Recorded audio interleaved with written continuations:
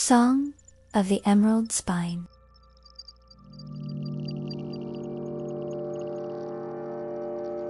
Characters.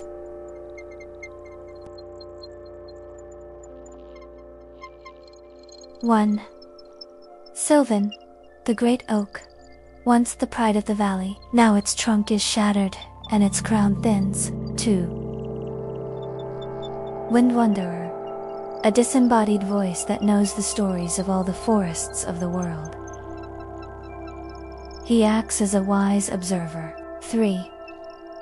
Old Woodcutter, master of scars, a man who does not cut down trees, but heals them. He sees beauty in flaws. 4. Little Sprout, a young tree that has sprouted directly from the roots of Sylvanas, is a symbol of new hope and continued life. 5. Blackbird Shadow, a spirit of despondency that whispers that it is easier to wither than to grow again.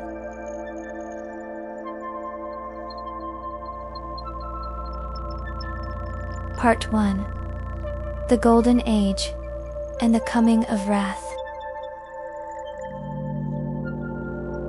Sylvanas remembered a time when its leaves were so thick that even the heaviest downpour could not break through them. He believed that he was immortal and indestructible. Its roots drank deep water from underground rivers, and birds sang hymns to the sun in its branches. But the night of 1,000 shards came. The sky became the color of rotten plums.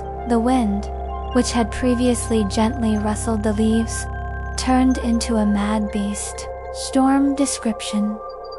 It wasn't just a storm, it was a disaster. Lightning struck with precision, as if trying to burn out the very essence of Sylvan, with an eerie crack that echoed throughout the forest.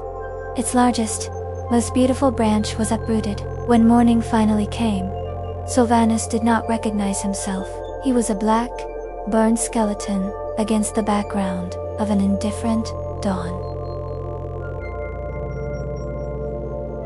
Immersion. Pause. Imagine yourself as this tree. Feel the power leaving the once mighty branches. Feel this cold morning light after the storm of your life. Are you feeling pain or a frightening emptiness?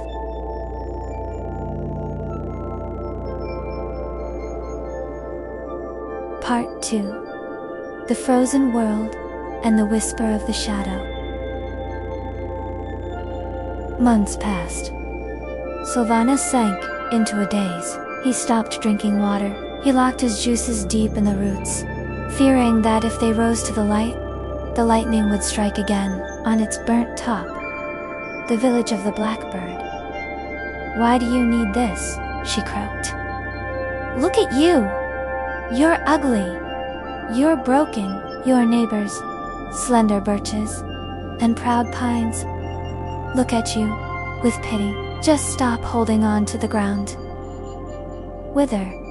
There is no pain in death." Sylvanas listened and agreed. It seemed to him that his scars were a disgrace. He tried to hide his wound with moss, but the moss did not grow on the burnt wood. The wandering wind flew past, barely touching its bark. Silence is not always peace, Sylvan. Sometimes it's just a lingering cry. Your roots are still alive, but they are suffocating without your will.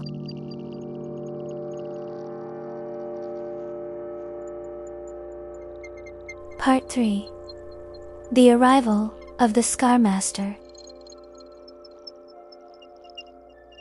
One day the old woodcutter came to the tree. He did not have an axe in his hands, but strange tools and thick, honey-smelling resin. He stood in front of Sylvanas for a long time, stroking his wounded bark. "You've had a hard time, old friend," he whispered. "But you know, the strongest wood grows exactly where the wound was." The master began to work. He wasn't trying to make Sylvanas the way he used to. He cleaned the dead tissues, cleaned the rot from the split trunk. It was painful. It seemed to Sylvan that his wounds were being reopened on purpose. "Why don't you leave me alone?" Sylvanas shouted in his mind. "Because a living heart beats under this burning," the master answered, covering the deep crack with healing resin. "You'll never be the same smooth oak." But you can become something more. You can become a guardian.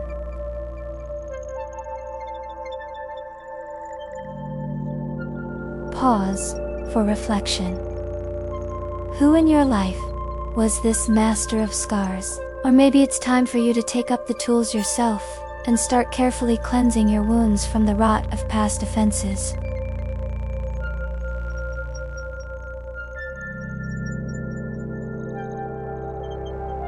Part 4. Sprout under the roots.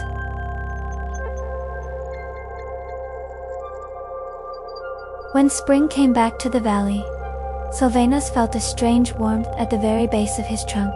For the first time in a long time, where the ground had been loosened after the storm, little sprout had broken through. It was so fragile that even a hair could crush it. The sprout reached for Sylvan, seeking protection. "I can't protect you."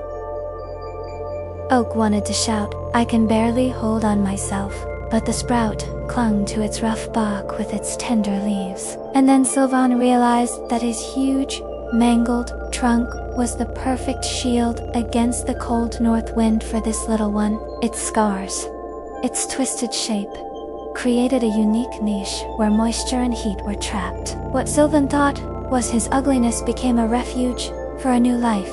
The blackbird tried to fly, but Sylvan moved a branch for the first time in a long time, throwing it off. He had a goal.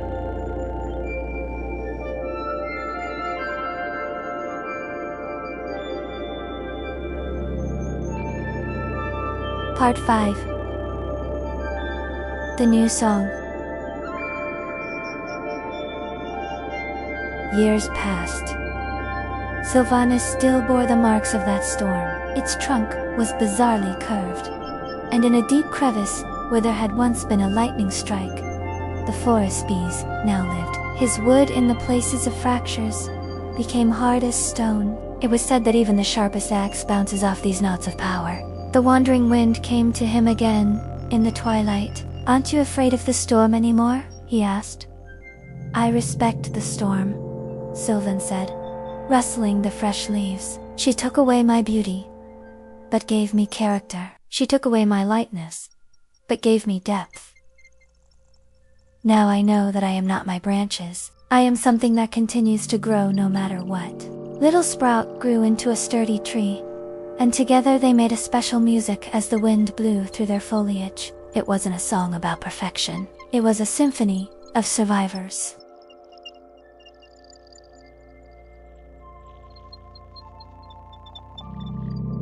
Epilogue. Sylvanus still stands on the ridge today. If you come to it and put your ear to its bark, you will hear not silence, but a powerful hum of life. It reminds us that 1. Trauma is not the end, but a turning point in history. 2. Scars don't make us worse, they make us unique. 3. Our pain can become a protection and soil for those who follow us.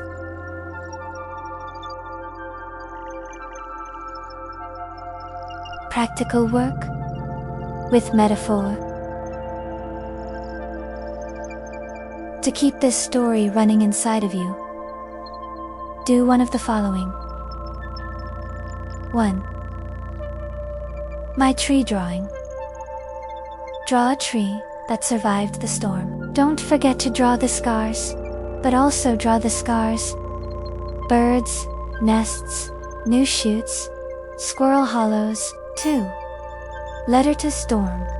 Write a short text that begins, "Storm, you took away from me, but you didn't know my roots." 3. Find your resin. What in real life is what seals the wounds for you? Creativity, walks, a loved one, therapy.